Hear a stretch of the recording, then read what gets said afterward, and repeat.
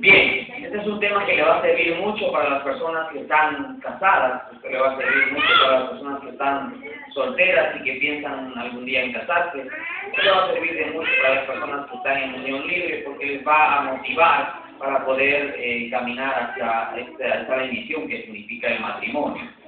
Bien, cuando usted encuentre Primera de Pedro capítulo 3, se pone sobre sus pies para que juntos podamos dar lectura a la gloriosa palabra del Señor. Amén. Gloria a Dios. Primera de Pedro, ¿lo tiene? Capítulo 3, versículos del 1 al 17, dice así la palabra del Señor. Asimismo ustedes, mujeres, estén sujetas a sus esposos, para que también los que no creen a la palabra sean ganados sin palabra por la conducta de sus esposas, considerando su conducta casta y respetuosa. Su forma de vestir no sea el externo de peinados ostentosos, de adornos de oro o de vestidos lujosos, sino el interno, el del corazón, en el incorruptible ornato de un espíritu amable, tranquilo, que es de grande estima delante de Dios. Porque así también se vistieron en otro tiempo aquellas santas mujeres que esperaban en Dios estando sujetas a sus maridos, como Sara obedecía a Abraham, llamándolo Señor, de la cual ustedes han venido a ser hijas, si hacen el bien, sin temer ninguna amenaza. Ustedes, esposos, igualmente vivan con ellas sabiamente, dando honor a la mujer como a vaso más frágil y como a coherederas de la gracia de la vida, para que sus oraciones no tengan estorbo. Cierra sus ojos ahí donde está. Padre amado, Dios del universo, te damos gracias, Señor, por tu palabra que en esta hora viene a nuestras vidas. Pedimos, Padre amado, que en esta hora la unción de tu Espíritu Santo ministre nuestro corazón, nuestra alma. Señor, que en esta hora la edificación sea dada por ti, Señor. Tú nos conoces, tú nos has hecho, Señor. Somos creación tuya, hechura de tus manos. Que en esta hora tu palabra, Dios amado, venga a nosotros con la sazón, con la unción de tu Espíritu Santo y haga en nosotros lo que tú quieres que haga, Padre. En el nombre de Jesús nos disponemos completamente para recibir de ti lo que tú tienes para nosotros. En el nombre de Jesús, amén y amén. Reciban sus asientos, amada iglesia del Señor. Gloria al Rey. Yo no sé si usted se imagina si alguna vez ha estado en un matrimonio y cuando estuvo en el matrimonio, la persona que iba a casar a estas personas puede haber sido un sacerdote, un cura, un pastor, un rabino, en fin, lo que sea. Y esa persona, cuando iba a casar a estas dos personas, a los candidatos, al novio y a la novia, cuando los iba a casar, le pregunta al novio y le dice: señor fulano de tal, ¿acepta usted por esposa a la señorita fulana de tal para amarla, cuidarla, respetarla, honrarla y etcétera todos los días de su vida? Y de pronto este hombre mira a la muchacha y luego mira al ministro y le dice: sí, acepto, pero si se engorda, la dejo. No sé si a usted le ha pasado algo, o ha visto algo similar, o de repente la muchacha, ¿no es cierto? Ya le preguntaron al muchacho, ahora le preguntan a la muchacha, le dicen: ¿y usted acepta a fulano de tal para amarlo, cuidarlo y todos los etcétera? Entonces la muchacha mira al muchacho, mira al ministro y luego contesta diciendo: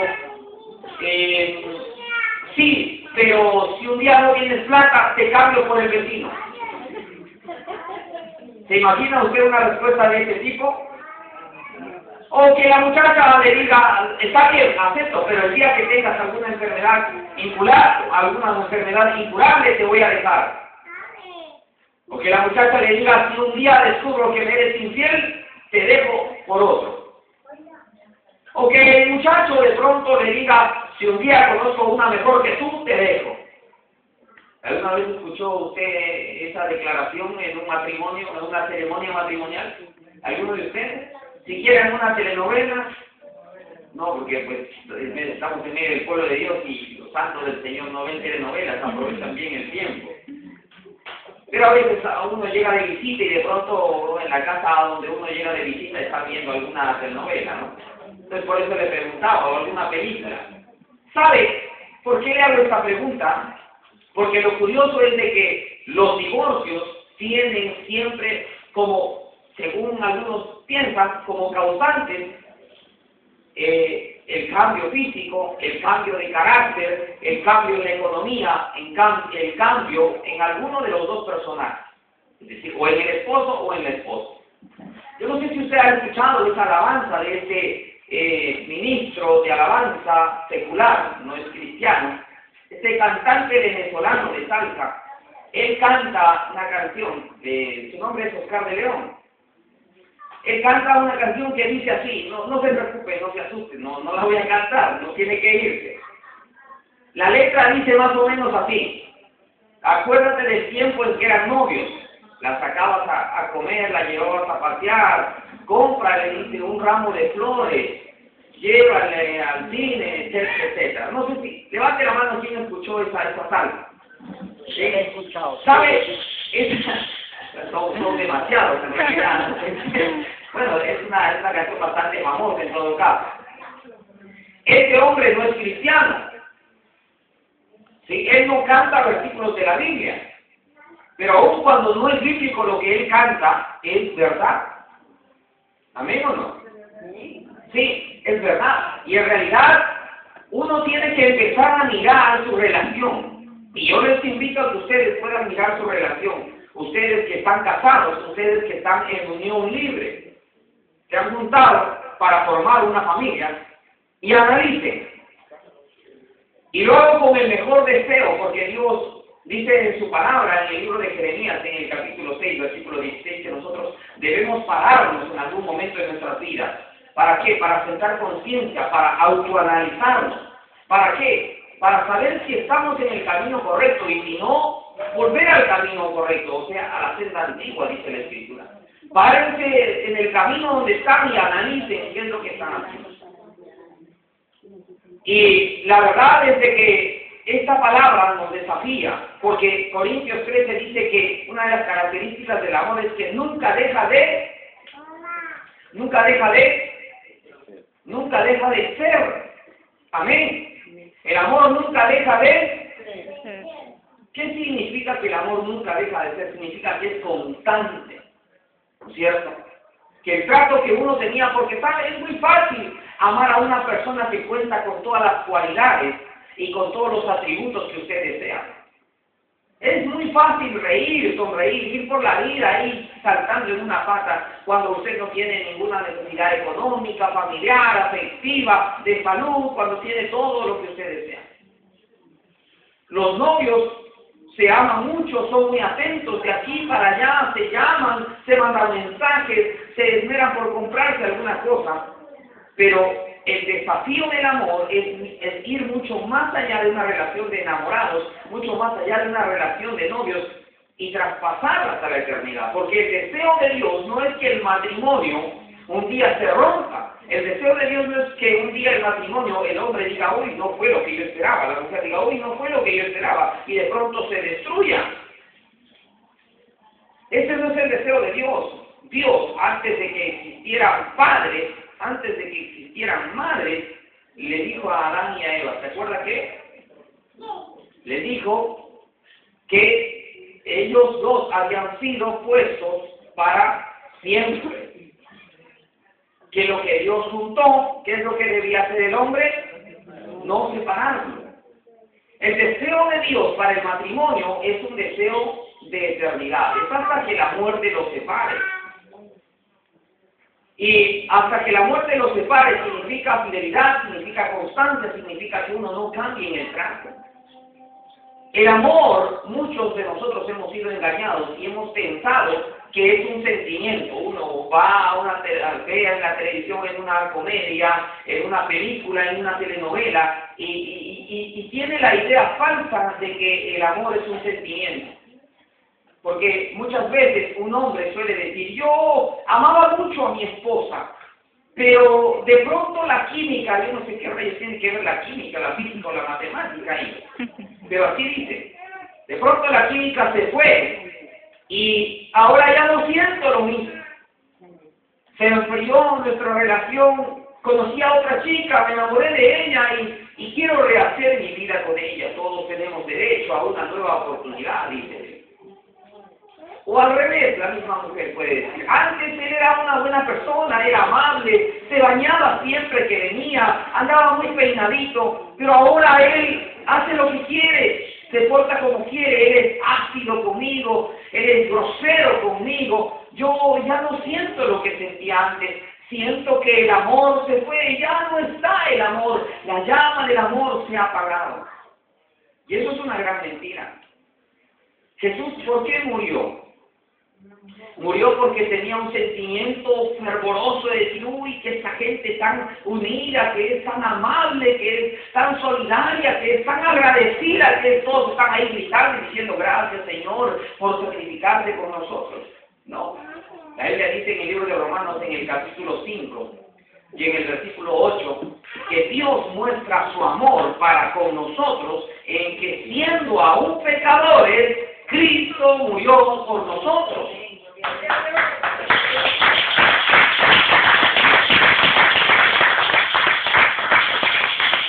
Jesús no murió porque tuviera un sentimiento, Jesús murió porque tuvo un compromiso, porque porque él tuvo una decisión, la decisión de ocupar tu lugar, mi lugar, nuestro lugar en la cruz del Calvario, y eso no tiene que ver con amor. El mandamiento que Dios nos da acerca del amor, ¿cómo dice? Por tanto, amen a todas las personas que les hacen el bien. Así dice Jesús. No, dice que debemos amar a todos. Amar a los amigos y amar a los enemigos. Porque si solo amamos a nuestros amigos, quiere decir que somos como cualquier impío. Porque cualquier pecador, cualquier persona mala, insensible de este mundo, ama a las personas que lo aman. Pero nosotros, dice Mateo 5, debemos marcar la diferencia y mostrar el corazón de Dios. El desafío dentro del matrimonio es no entender en realidad que el amor es un sentimiento. Los matrimonios se acaban no porque hay infidelidad, los matrimonios no se acaban porque haya cambios físicos, cambios sentimentales, cambios en el trato, no, cambios en la economía, no, cambios en la salud, no. El matrimonio no se acaba por eso. El divorcio no es causante de ninguna de esas cosas. La causa es el mal entendimiento de la palabra amor, de lo que es en realidad amor.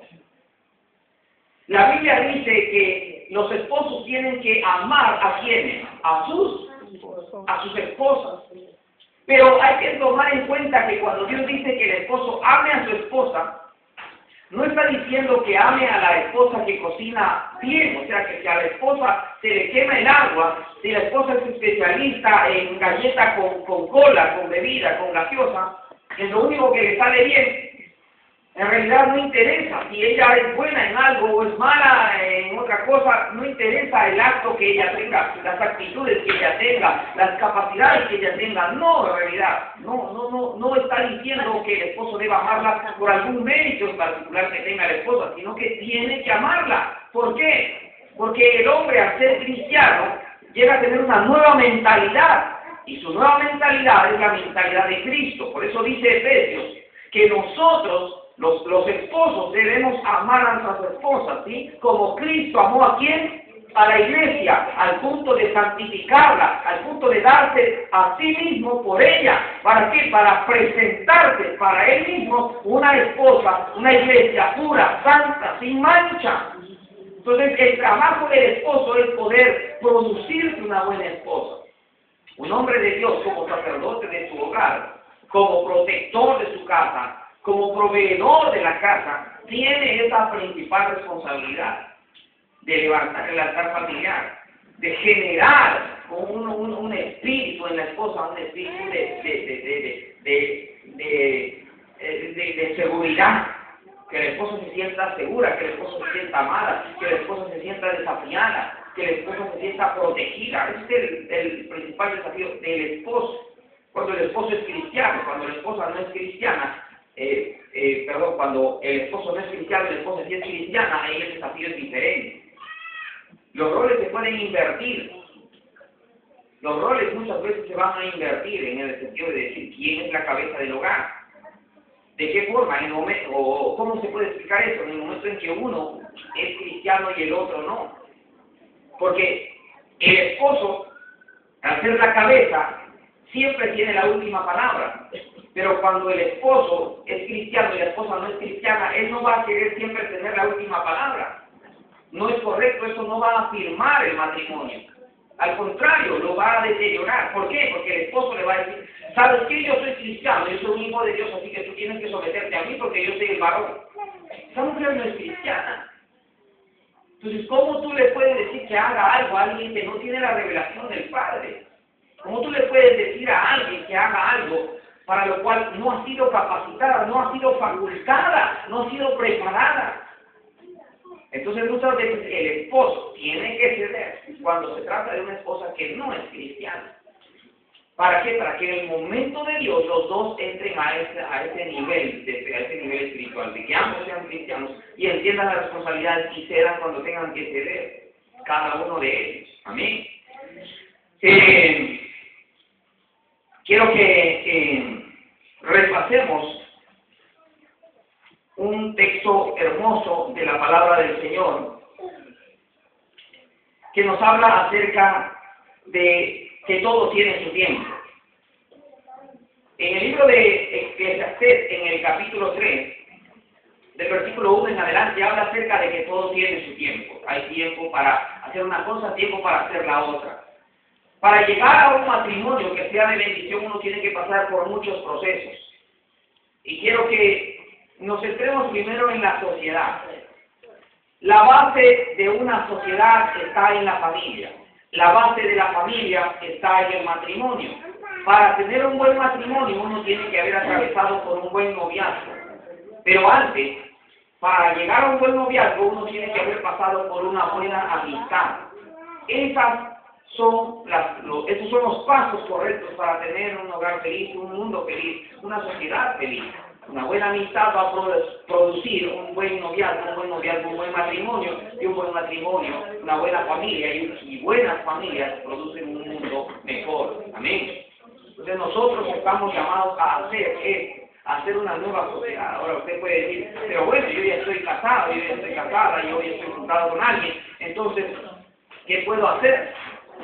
La idea de este seminario y en esta noche con este tema en particular es que nosotros nos sintamos desafiados, que todos los esposos, todas las esposas, con esta palabra se sientan desafiados a servirle al Señor más que antes. Se sientan desafiados a tomar el rol de esposo y el rol de esposa respectivamente como un compromiso delante de Dios, como un ministerio dentro de la obra del Señor. Amén. La palabra ministerio viene del término administrar. El que administra es alguien que es llamado por alguien para que se haga cargo de algo y le dé el mejor uso posible, que lo haga producir, que lo haga multiplicar. Bien. Conocer el pasado me permite entender mejor el presente y proyectarme hacia un futuro mejor. Y para eso tenemos que ir en primer lugar a reconocer nuestras necesidades. No hay un hogar en toda la tierra que no pase por problemas. En algún momento de sus vidas, en algún momento del matrimonio pasan por problemas. Discusiones, ¿sí? Altercados, malos entendidos, siempre van a haber en el hogar. Eso no lo podemos negar. Eso se da en los hogares no cristianos. Se da en los hogares cristianos. Dentro de la iglesia, muchas de nuestras señoritas han salido embarazadas fuera del tiempo. Nuestros jóvenes han embarazado a chicas en el tiempo inadecuado. Dentro de nuestra iglesia hay personas que se han equivocado de distintas formas, y eso lo podemos ver en cualquier congregación de este planeta. La perfección no es característica del cristianismo, pero sí el esfuerzo, el valor. Amén. Ahora usted me dirá, si hay problemas en los matrimonios del mundo y hay problemas en los matrimonios de Cristo, entonces ¿dónde está la diferencia? ¿Qué hago que la iglesia? ¿Qué estoy ganando siendo cristiano? ¿Sabe? La gente del mundo resuelve sus problemas con insultos, con golpes, con asesinatos, con abogados, de la peor forma. Y nunca terminan solucionando sus problemas, porque terminan mal o terminan peor. O uno queda lastimado o los dos quedan lastimados. Una familia entera puede terminar arruinada a causa de eso. Pero la diferencia es que en el cristianismo tenemos la palabra de Dios, tenemos al Espíritu Santo. Nosotros no resolvemos los problemas con insultos, con golpes. Nosotros vemos el problema, pero lo enfrentamos. No lo enfrentamos solos, lo enfrentamos con Dios, con su palabra, con la unción de su Espíritu Santo. Y ese problema es solucionado. Esa es la diferencia. El problema es solucionable con Dios, con la vida.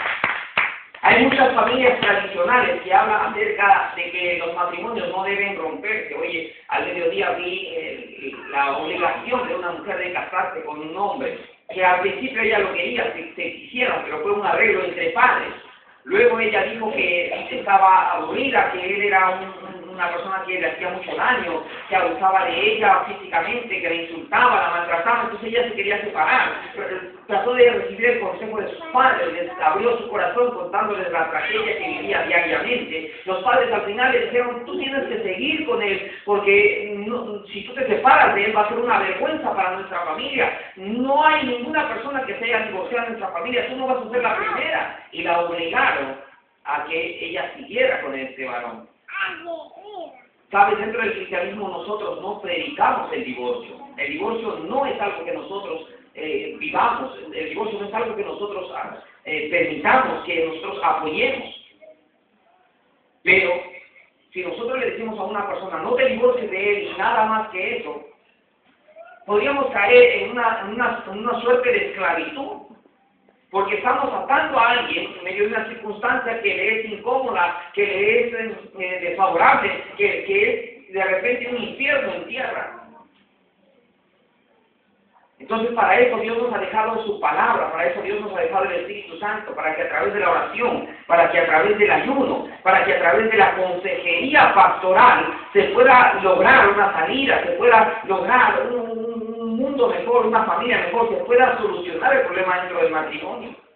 No se trata solamente de decir a alguien, sabes que tú no te puedes separar, no, tiene que haber una palabra de esperanza, tiene que haber un consejo de salida. La palabra de Dios dice que Dios a nadie lo prueba más allá de lo que pueda resistir, y juntamente con la prueba le da la salida. Dios a nadie lo va a tener en medio de un tormento sin estar Dios al lado de esa persona para conducirlo hacia la salida.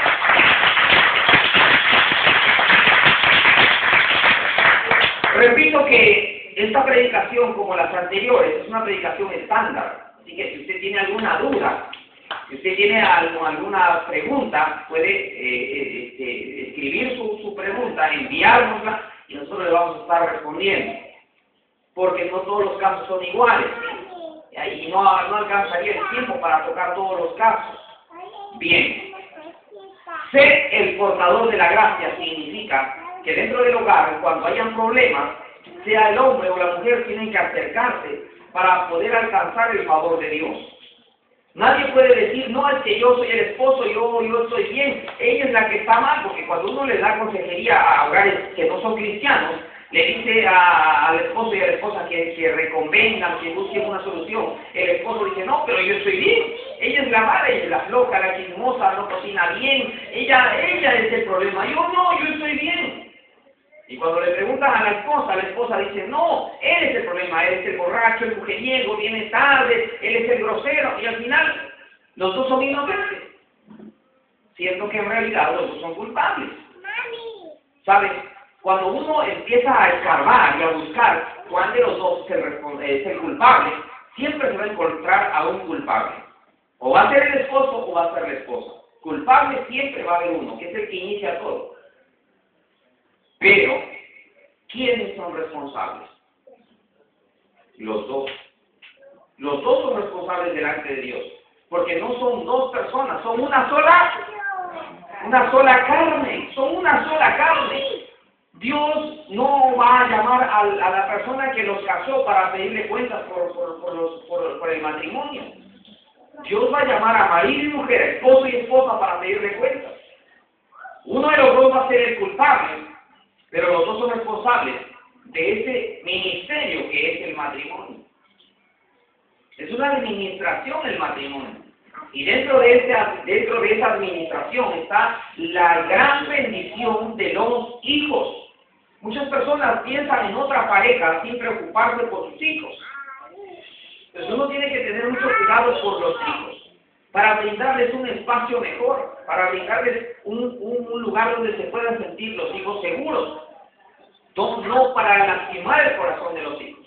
Hay matrimonios que realmente son un desastre y los hijos tienen que buscar un espacio mejor, o la mamá, el papá tienen que buscar un espacio mejor. Pero antes de que un padre soltero o una madre soltera busque otra pareja, tiene que pensar en su hijo, en su hija, para que los hijos no resulten lastimados de este cambio en sus vidas. Amén. Ser el portador de la gracia significa tener humildad para reconocer que hay un problema, que hay una necesidad de Dios. Y por lo tanto uno tiene que tener esa humildad para acercarse al Señor. O sea, en otras palabras, sea el hombre o sea la mujer, cuando hay una necesidad de matrimonio, tienen que acercarse a Dios. Mejor si son los dos. La necesidad de Dios es una necesidad constante en el matrimonio. Amén. La tercera característica que va a permitir mejorar el matrimonio es que se enfoquen más en las virtudes que en los defectos. Si yo en esta noche les pregunto a ustedes, ¿cuántos tenemos defectos? Y que levanten la mano los que tenemos defectos, todos vamos a levantar la mano, salvo los 7 o 8 niños que están aquí, ¿no? 9, 10. Todos nosotros los adultos hemos hecho cosas malas, ¿sí? Tenemos virtudes, pero también tenemos defectos. Amén. Así es. Siempre va a ser así mientras estemos en la tierra. Virtudes y defectos. Este es un punto diferente al punto de los solteros que lo vamos a tratar el día de mañana. Es diferente porque el ser humano tiene virtudes y defectos, pero cuando un esposo mira más los defectos de su esposa, la relación va a empezar a entorpecerse, a resquebrajarse y va a terminar arruinándose. Y al revés. Uno no puede mirar más los defectos que las virtudes. Uno tiene que mirar las virtudes porque eso enriquece toda relación. Principalmente la relación de esposos y la relación de amigos tienen que centrarse en esto, en que la persona, el hijo de Dios, la hija de Dios, el cristiano, mire más las virtudes que los defectos. Porque cuando uno se centra en los defectos va a empezar a odiar a la persona, va a empezar a menospreciar a la persona, va a empezar a verla más allá de la realidad de que es un ser humano. ¿Por qué? Porque va a esperar algo perfecto, algo excelente, y no es así. Nunca lo va a encontrar, nunca va a haber un hombre perfecto, nunca va a haber una mujer perfecta. Y siempre va a haber un hombre mejor para cualquier hombre que uno tenga como pareja. ¿Sí? Para mi novia, para mi esposa, siempre va a haber alguien mejor. Físicamente, espiritualmente, siempre va a haber alguien mejor.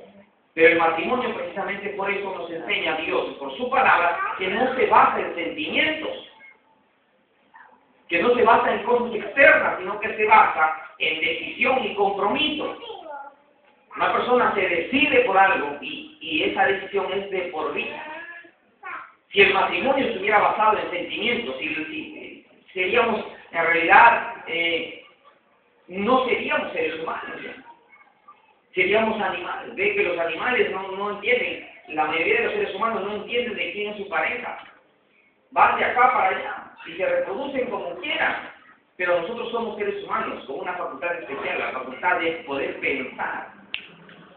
Eso es lo que nos diferencia de lo demás, de la creación de Dios. Somos la máxima expresión del amor de Dios, de la perfección de Dios como seres humanos. Él nos ha hecho como personas racionales, seres que podemos pensar, que podemos razonar. ¿Para qué? Para tomar las mejores decisiones de nuestra vida. Uno, cuando está con el deseo de mejorar su matrimonio, tiene que hacerse dos preguntas. La primera pregunta es, ¿por qué te enamoraste de la persona que hoy es tu pareja? ¿Por qué te enamoraste de tu esposo actual, de tu esposa actual? Cuando uno se pregunta ¿por qué? Es para empezar a ir hacia el pasado. O sea, ¿por qué? Significa que yo digo cuáles eran las características que me gustaban de mi esposo. Y uno tiene que buscar cosas eternas, de acuerdo a lo que es el amor. El amor no es lo mismo que ilusión y el amor no es lo mismo que simpatía. Simpatía significa que alguien te cae bien por el trato que tenga, no importa si es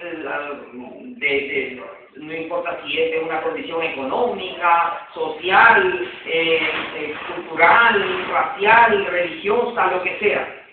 Una persona te cae bien por el trato que tiene. ¿Sí? Acuérdense del Chavo del Ocho. Decía que le simpatizaba, y era por el trato. El tipo le simpatizaba al Chavo del Ocho eventualmente, y a veces el tipo decía, no me simpatizas. Entonces tiene que ver con un trato. No tiene que ver con sexo tampoco. Porque un hombre le puede simpatizar a otro hombre, sin necesidad de que sean homosexuales. ¿Sí? La simpatía es diferente al amor. Porque muchas veces yo he escuchado a esposos que dicen, no, es que mi esposo ya no me trata como antes. El amor se acabó. No se acabó el amor. Se acabó la simpatía, que es diferente. Y la ilusión es algo también diferente, que no es lo mismo que simpatía. La ilusión es un sentimiento propio, típico de la adolescencia, que está enfocado en cosas temporales, como lo físico, el dinero, la popularidad, etc. Eso es la ilusión. Sentimiento típico de la adolescencia que se centra en cosas temporales. Entonces uno ve a una mujer y la ve con el físico que él quisiera, y de pronto ya no tiene ese fin, se dice, ay no, el amor se acabó, ahora me gusta mi secretaria. No, no es así, no es que el amor se acabó, es que se acabó la simpatía, que es diferente, perdón, se acabó la ilusión, que es diferente. Ya no me gusta ese chico porque ahora ya él no me compra las cosas que me compraba. No, no se acabó el amor, nunca hubo amor, hubo ilusión, estaba centrado en el dinero, ¿no es cierto? Y eso suele pasar en más de una ocasión. Entonces uno tiene que entender que en primer lugar, una cosa es el amor y otra cosa es la ilusión. Una cosa es el amor y otra cosa es la simpatía. Pero cuando uno se pregunta, ¿por qué me enamoré de esa persona? Lo hace con un solo propósito. El propósito de que uno empiece a hacer las cosas que hacía antes. Como decía este varón Oscar de León. Empezar a las cosas que antes uno hacía, los detalles bonitos, ¿sí? Es decir, volver a la carga. Y esto tiene que ver conmigo, mi actitud, ¿sí? Y la segunda pregunta que uno se tiene que hacer es, ¿qué hacía que esa persona sonriera? El esposo, la esposa, tiene que decir, ¿qué es lo que producía una sonrisa en la que era antes mi novia? ¿Qué hacía que ella se deleitara? ¿Qué hacía que él se deleitara? Era alguna actitud, alguna comida, de repente muchas cosas que antes hacían. Yo no sé cuántos de los esposos que están en esta noche aquí le escribían poemas a sus esposas. Y la pregunta sería, ¿hace cuánto que no le escribiste un poema? ¿Hace cuánto que tú como esposa no le escribiste algo bonito a tu esposo? ¿Sí? ¿Hace cuánto que no le obsequiaste una flor? Bien, cosas por el estilo. Sugestión. Cuarto punto, sugestión. Proverbios 15:1 nos habla acerca de que la respuesta, dependiendo del tono de la voz, va a determinar la actitud de la otra persona. Cuando uno ve a una persona que viene con una palabra áspera y uno le responde con una palabra áspera también, el furor se va a encender. Pero si uno da una blanda respuesta, la ira va a ser aplacada. Amén. Entonces, cuando uno empieza a tratar a las personas como debe tratarlas, de acuerdo al corazón de Dios, esas personas van a empezar a menguar en su carácter, en su actitud. Si la pareja es inconversa, sea varón o sea mujer, ya le decía, tiene que ver con el ceder. Con que uno aprenda a callarse cuando tenga que callarse, para que la otra persona sienta que es importante. Amén. Quinto, buen trato. Esto es súper importante, el buen trato. ¿Qué tiene que ver con las palabras? Muchas veces un esposo piensa que ya al estar casado, la esposa tiene que servirlo porque tiene que servirlo, porque es su obligación. Si bien es cierto, es su obligación, cierto, es su obligación, pero él tiene que saber trabajarla, tiene que saber manejarla, tiene que saber cortejarla. Por eso dice la Biblia que el marido debe vivir sabiamente con la esposa, ¿amén? Con sabiduría, tratarla como a vaso más frágil, como a coheredera. ¿A quién le gusta ser maltratado? ¿A quién le gusta que nos insulten, que nos menosprecien? La Biblia dice en el Salmo 34, que sean gratos todos los dichos de mi boca. Entonces las palabras que nosotros debemos tener tienen que ser palabras de bendición, o sea, decir bien, siempre tenemos que decir bien. Y en algún momento, dentro de la relación que se va haciendo diaria, se convierte en una fricción, se convierte en un choque. A veces el esposo viene con algún problema de trabajo, la esposa puede venir con algún problema de trabajo, o en la casa desarrollarse algún conflicto, algún altercado. Entonces la palabra tiene que estar siempre ahí, con un buen trato. Amén. No como teniendo señorío, sino que tiene que dar el ejemplo. Es como ser pastor, ¿sí? La Biblia dice que los pastores tienen que tener dominio dentro de su casa, pero con el ejemplo. Que no puede, dice que el pastor no puede ejercerle a la congregación que haga, obligarle a la congregación que haga cosas que él no hace. De la misma forma, dentro del matrimonio, el esposo tiene que hacer cosas para que después las pueda demandar, las pueda pedir, las pueda solicitar. Sexto, demuestra lo que siente. Y esto es muy importante, porque muchas veces un esposo dice, pero ella sabe que la amo. Sí, por eso me casé con ella, si no me hubiera casado con su prima. Y ya sabe que la quiero, sabe que si no hubiese elegido a otra. Y ella le dice, pero te olvidaste de, no sé, de nuestro aniversario. Sí, pero es que tenía mucho trabajo y cosas por el estilo, ¿no es cierto? Así a veces pasa. Entonces el hombre tiene que demostrar lo que siente, la mujer tiene que demostrar lo que siente. No dejar que las cosas pasen nada más. A veces uno siente orgullo, siente dureza, generalmente porque uno es formado en una casa, en un hogar, en una familia que es de repente muy fría. No están acostumbrados a abrazar, no están acostumbrados a dar besos, no están acostumbrados a decir te quiero, te amo, no están acostumbrados a manifestaciones abiertas, libres de amor. Yo no sé cuántos de ustedes adultos, les pregunto, ¿cuántos de ustedes adultos vieron a sus padres darse un beso? Yo creo que ninguno de ustedes. De repente hasta cierta edad ustedes pensaron que ellos tuvieron hijos, entre ellos ustedes mismos, producto de la cartita que le escribieron a la cigüeña de París, y vino la cigüeña y le trajo los hijitos. Y eso no es así. Vivimos en una sociedad muy fría. O quizás venimos de una sociedad muy fría. Yo no sé si usted ha escuchado esa frase que dice que el abuelo es consentidor.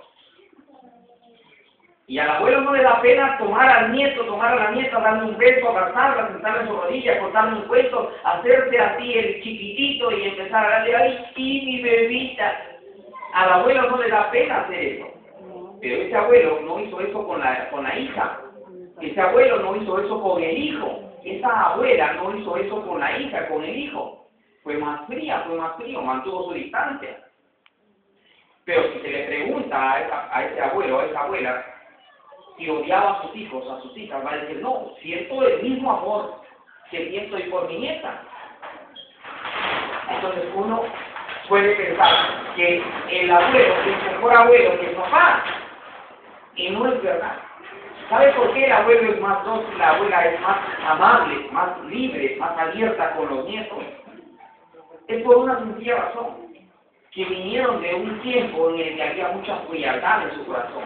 No había esa manifestación de amor, no había esa libertad de abrazar, de besar, de decir te amo. Venimos de una sociedad así, de una sociedad fría. Pero Dios, cuando nos trae a su palabra, nos trae la revelación, por su Espíritu Santo nos trae a una nueva vida. Yo recuerdo hace unos años que una muchachita en un congreso de jóvenes, ella tenía como 17 años, se le acercó un muchacho con una flor y le dijo, te obsequio esto por ser tan hermosa, o algo así, no sé qué más le dijo. Pero sin ninguna intención de pasarle el respeto, él lo hizo como un cumplido, eran los dos cristianos. Y esta chica recibió la flor, era un lirio, cala, y cuando esta niña recibe el lirio, se derramó en llanto, porque era la primera vez que alguien le decía que era bonita, que era hermosa para Dios. Imagínense, su papá nunca se lo dijo, su mamá nunca se lo dijo, y muchas veces nuestras señoritas son engañadas por gente del mundo, porque hay iglesias donde hay mucha frialdad. Puede llegar una persona nueva, y esa persona viene y se va y como si nada hubiese pasado. Fui a la iglesia y ¿qué tal te fue? Sí, ¿qué te dijeron? Nada. Es como que uno prende el televisor y ve una predicación. Es como que uno prende el enlace y nada más. Como no estar ahí, como que las personas están en otro mundo allá, detrás de ese televisor. Hay iglesias que son así, son como un televisor. Pero nosotros manifestamos el amor. Cuando alguien viene, le decimos bienvenido, es tu casa. ¿Sí? Y los animamos a que duerman por el amor que Dios nos ha derramado. Esa es la manifestación del amor que debemos tener dentro del matrimonio. Que tú te des un beso con tu esposa delante de tus hijos no es nada malo, al contrario, es bueno, porque tus hijos están aprendiendo que ese es el espacio, el matrimonio, es el lugar adecuado para darse amor y para darse besos. Y no afuera, porque los amigos no se dan besos, porque los novios no tienen relaciones sexuales, ni los enamorados. Ese es un privilegio que es dado para los esposos. Y que los solteros estamos ahí, en esa brecha, esperando para hacer lo que tengamos que hacer con el matrimonio, cuando tengamos esa responsabilidad, ¿no es cierto? Mientras tanto, tranquilos, nada más relajados. ¿Sí? Denle fuerte la palma a Rey.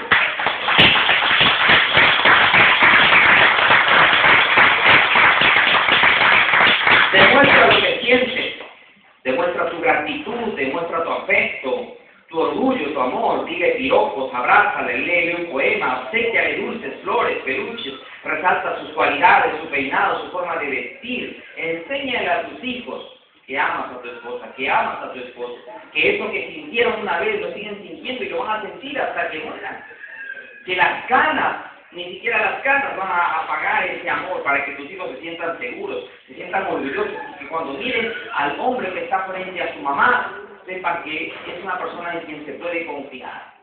Amén. Y dale cosas para ella, ¿sí? Porque una vez preguntó un muchacho, cuando vio a una chica que se estaba casando de blanco, le pregunta al otro y le dice, oye, ¿tú sabes por qué las mujeres se casan de blanco? Y cuando se pone a pensar, dice, pues las mujeres se casan de blanco. ¿Y por qué las mujeres se casan de blanco? El amigo que hizo la pregunta le responde diciendo, para que haga juego con la licuadora, la lavadora, la refrigeradora, todo blanco como anda ahí en la casa. Y tiene que andar barriendo todo el día. Y luego le pregunta, ¿y sabes cuándo la mujer va a llegar a la luna? Y le dice, no sé, ¿cuándo irá a llegar a la luna? Cuando termine de barrer la tierra. Bueno, son chistes machistas, la mayoría aquí son mujeres. Pero, ¿cuál es el sentido de este chiste en realidad? Es un sentido, pues, triste en la mayoría de los hogares, en la mayoría de los matrimonios. Porque cuando un esposo ve a una esposa y piensa en darle un obsequio, ¿qué es lo que le da? Una plancha. ¿Para qué? Para que le tengan las camisas planchadas, los pantalones planchados. Viene el Día de la Madre, ¿qué le va a obsequiar? Le obsequia un horno microondas para que le dé su comida caliente. Piensa en un refrigerador para que le dé en verano su bebida fría. Mi amor, te traje para ti solita una cocina nueva. Para ella, ¿cómo hacer un regalo así, hermano? El día de la madre, el día de su cumpleaños, le da una plancha, una licuadora. Eso no es regalo para ella. Es triste que aún dentro de la iglesia, imagínense que Dios no nos revele lo que estamos haciendo. Pero tú no lo vas a volver a hacer, amén. Tú como esposo después de esta charla, de esta conversación, vas a salir por esa puerta y vas a saber cómo agradar, cómo honrar a tu esposa, cómo honrar a tu esposo. Amén. Bien, vamos al séptimo. Nunca dejes de enamorarte ni de enamorarla. ¿Qué significa eso? Significa que uno tiene que estar constantemente estudiando a la esposa, estudiando al esposo, viendo cuáles son las cosas que le gustan, ¿sí? Pasan los años y muchas actitudes cambian. Hay algunas cosas que a uno les gusta en un tiempo y después ya no les gusta. Entonces uno tiene que estar estudiando constantemente al esposo y a la esposa para hacerle las cosas que le gustan al esposo. Todo lo que conviene en el Señor, es decir, todo aquello que no va en contra de la voluntad de Dios, en contra de la voluntad bíblica, el esposo tiene que procurar hacerlo para la esposa. ¿Por qué? Porque el esposo vive para agradar a la esposa y la esposa vive para agradar al esposo. Amén. El enamorar, el amor es algo que nunca tiene que terminarse, porque el amor nunca deja de ser. El octavo es que tú debes perder para ganar. Este punto de pierde para ganar tiene que ver con todos, o sea, tiene que ver con el esposo, tiene que ver con el esposo. A veces uno quiere decir siempre la última palabra, el último en callarse, el último en decidir. Generalmente pasa esto con el esposo, ¿no? Aunque se han dado algunos casos en los que el esposo tiene, digamos, la responsabilidad del cuidado, tiene la autoridad dada por Dios y respetada por su esposa, pero se han dado casos en los que la esposa llega a tener un trabajo en el que gana más, ella gana más dinero y se olvidó que es cristiana, se olvidó que tiene que sujetarse al esposo, se olvidó que tiene que obedecerle al esposo y ahora como ella gana más, ella decide en dónde van a vivir, dónde van a estudiar sus hijos, qué auto van a conducir y todo lo demás. Ya no hay sujeción, ya no hay respeto, ya no hay nada. Y eso es antibíblico. Porque dice la Biblia que el amor no se envanece. El amor no se envanece, o sea que el amor no se llena de vanidad. Y la vanidad llega al corazón de muchas personas cuando empiezan a tener cosas que antes no tenían. Fama, poder, fortuna. Entonces uno empieza a salirle la cola de pavo real y eso afecta a la relación. Aparentar, nunca equivocarse, son actitudes que ofenden hasta el desprecio. Yo no sé si tú de pronto has visto una ocasión en la que los padres salen con los hijos a jugar. El papá se pone en el arco y el hijo está delante y le dice, ya hijito, pateame. Y el niño patea el penal, o sea, que va el bebito, el niño de 3, 4, 5 años patea y cuando tira la patada al balón, el papá hace como que se tira y de pronto el balón pasa entre sus brazos y luego el papá que está perdiendo le hace el gol a él, el papá se levanta y dice, ¡gol! ¡Bravo, hijito! Y abraza a su hijo y lo felicita. El papá se dejó hacer el gol, ¿para qué? Para agradar a su hijo, para ganarse el corazón de su hijo. ¿Sí? ¿Esa es una mala actitud o una buena actitud? Es una buena actitud, ¿no es cierto? Se está ganando el corazón de su hijo. El esposo tiene que muchas veces hacer eso, la esposa tiene que muchas veces hacer eso. O sea, dejarse ganar, literalmente dejarse ganar. ¿Para qué? Para que la otra persona vea que esa persona lo ama. Aún si la otra persona se da cuenta. Yo recuerdo, en una familia, yo llegué a una familia, me senté ahí a almorzar, me invitaron a almorzar, y la hermana estaba sirviendo, son cristianos todos en esa casa, y la hermana, sirvió el almuerzo, y cuando le sirve a su esposo, le sirve una presa, un trozo de carne muy agradable, y aparentemente, pues, llegaron más invitados de los que se habían planificado, entonces ella al final se dejó una presa bastante minúscula. ¿Y qué es lo que generalmente hacen las mamás, hacen las esposas? El esposo se había dado cuenta de este asunto, así que lo que él hizo es cambiarle el plato a ella. Cuando ella viene, dice, pero mi amor, y dice, no, ese plato es para mí. Y lo recibió el esposo, se puso en pie, lo tomó entre sus manos, se sentó y empezó a comer. Después de haber dado gracias a Dios, obviamente. Alguien puede decir, bueno, es un plato de comida, nada más, no se van a morir de hambre, con que no almuerce o con que no coma una buena presa, no se va a morir de hambre. Pero sabes, es un gesto de amor. Y el esposo tiene que tener esos gestos de amor siempre con la esposa. Amén, y viceversa. ¿Sí? Porque es un entrenamiento entre el Cordero y su iglesia. ¿Sí? Es un entrenamiento para nuestro tiempo con Dios, con nuestra eternidad con Dios.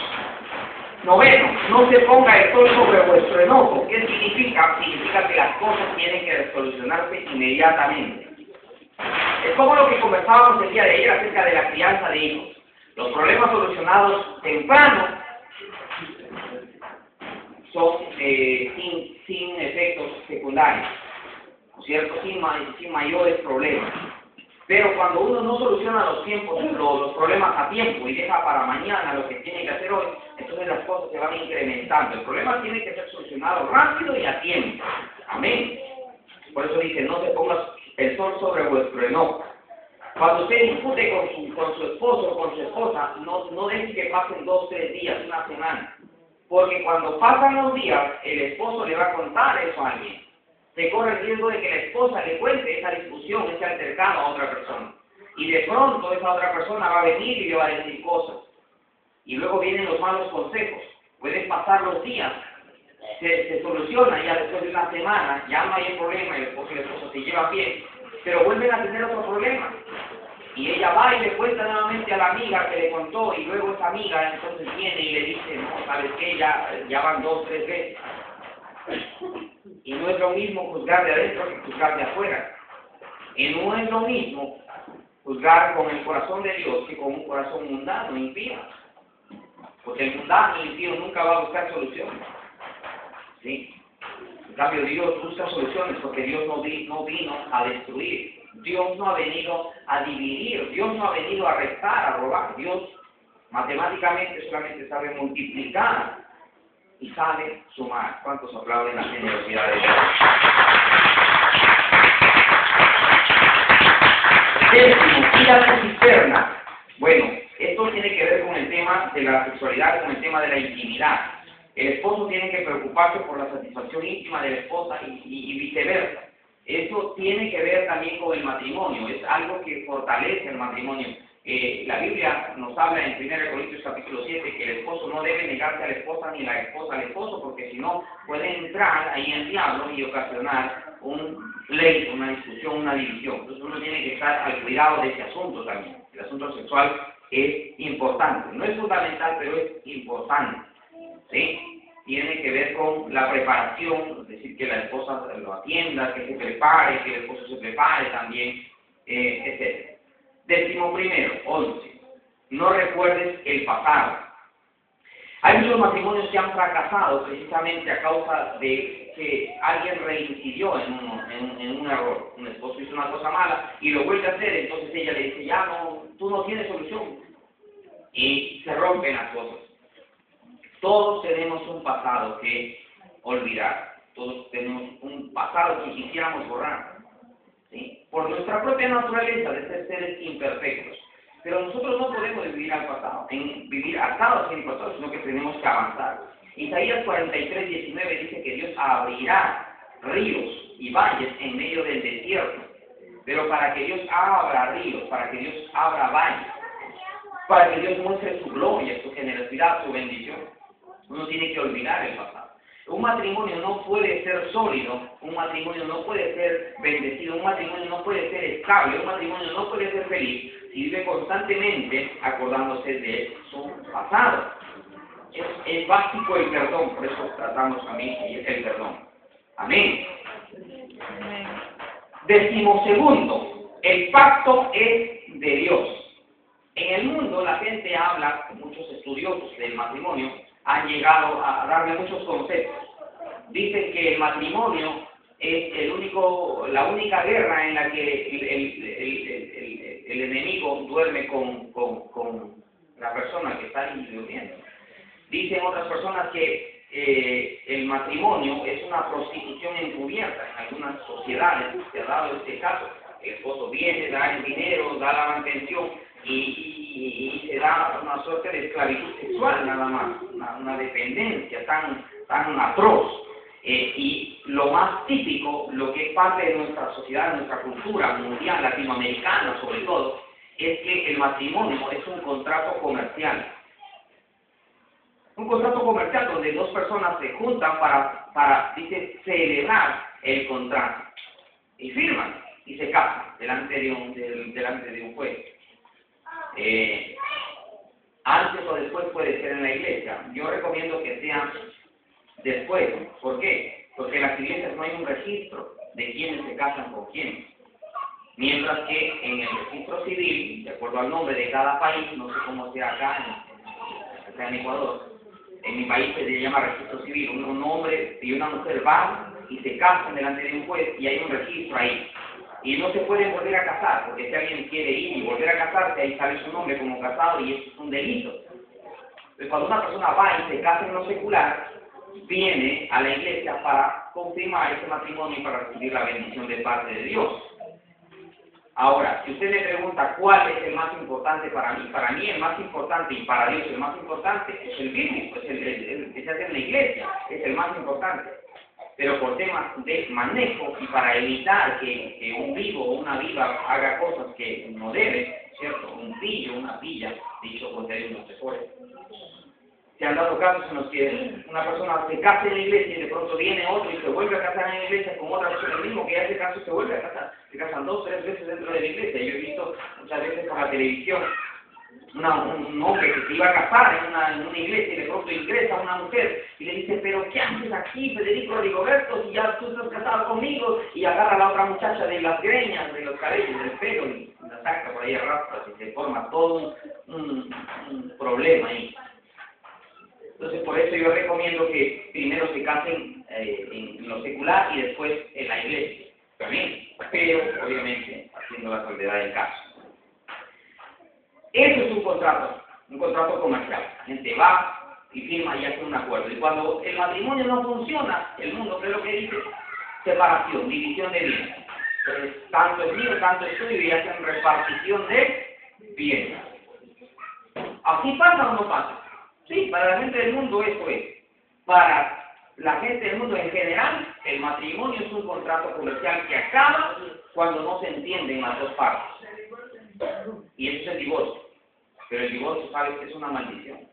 El divorcio es un fracaso. El divorcio les enseña a los hijos a vivir en un tiempo de fracaso. Porque los hijos dicen, bueno, un día no pudo, mi mamá no pudo, mi papá, así que se acabó con su relación. Y de una forma inconsciente, el niño empieza a bajar en su rendición. El niño empieza a bajar en su estabilidad emocional. El niño empieza a bajar en su autoestima. Uno puede conversar con el hermano Wilker acerca de una alumna que él tenía, que tiene una alumna.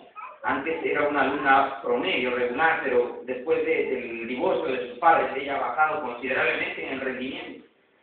Y afecta en todas las áreas de los niños, en la emocional, en la educativa, en la psicomotriz, etc. Afecta, un divorcio, una separación afecta.